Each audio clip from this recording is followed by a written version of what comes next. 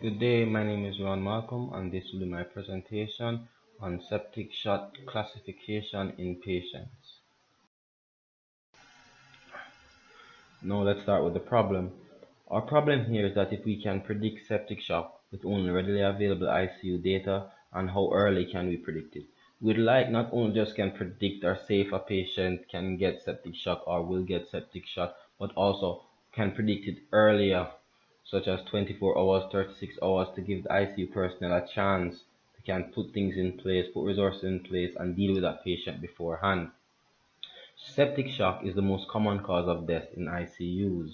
There are three stages of sepsis: sepsis, severe sepsis, and septic shock. Now, for our model that we built, we viewed all three as important. We expect patients to can traverse the three of them. There exist cases, however, where a patient might skip a step, or not be found in diagnosed one of the previous steps. This patient will be misclassified by our model because we took all three into consideration. Future research will be done to can identify patients with a less strict model.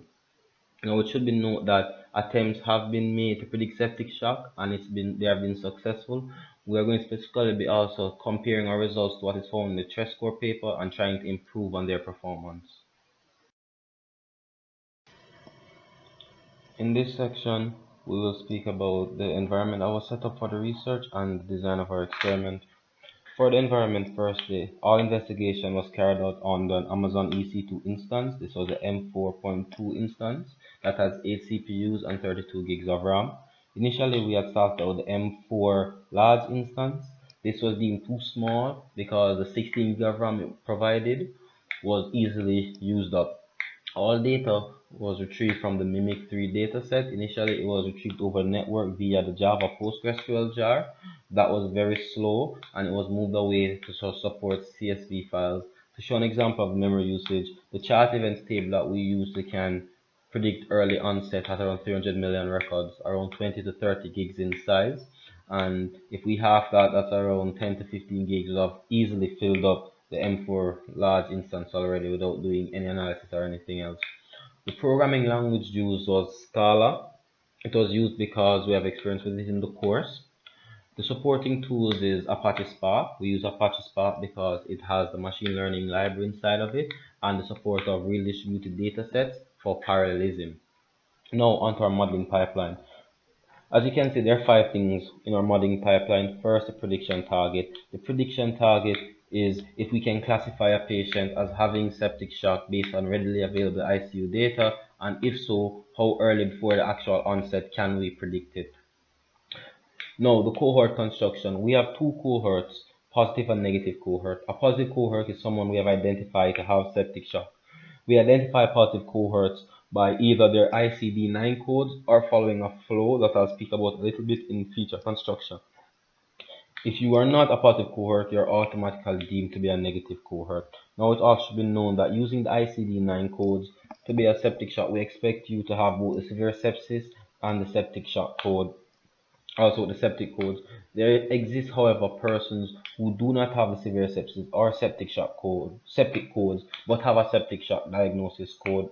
And for them, we place them as negative because, as stated in the problem section, we view all three as being important. On to feature construction. We have two features.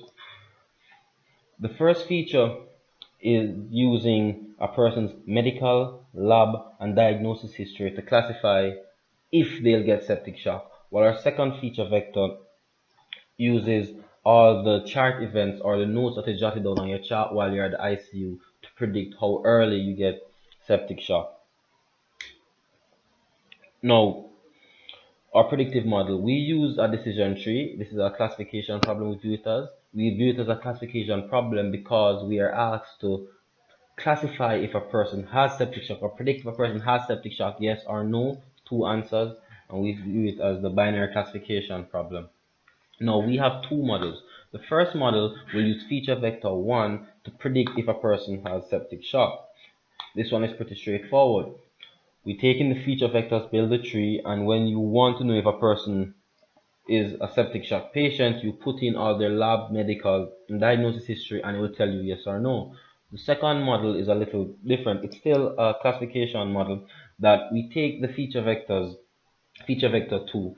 Now, we stated that we have to use a more of a flow to identify septic shock patients. This is because the diagnosis table in the mimic dataset doesn't have a date time attribute on it, so we can't know exactly when you were classified to be a septic shock patient, just that you are one.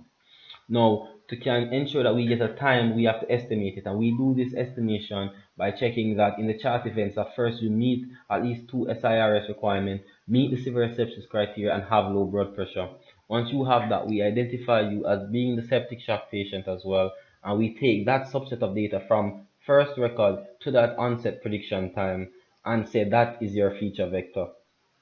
Now, to predict when more persons coming or the early onset is that when someone comes in with their ICU chart and their ICU data written down and wants to get the prediction, we essentially first start with the first five records.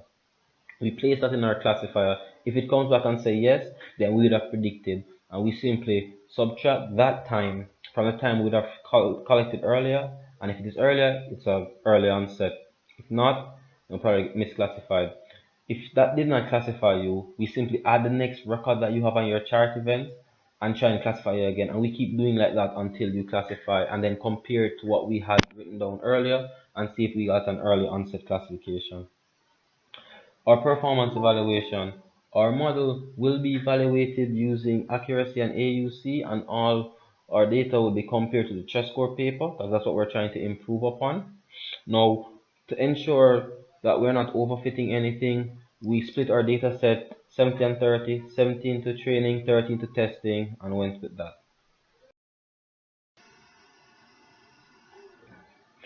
Here you can see the results of our models. So we have two models, so we're going to essentially have two sets of results. The first one is the septic shock prediction.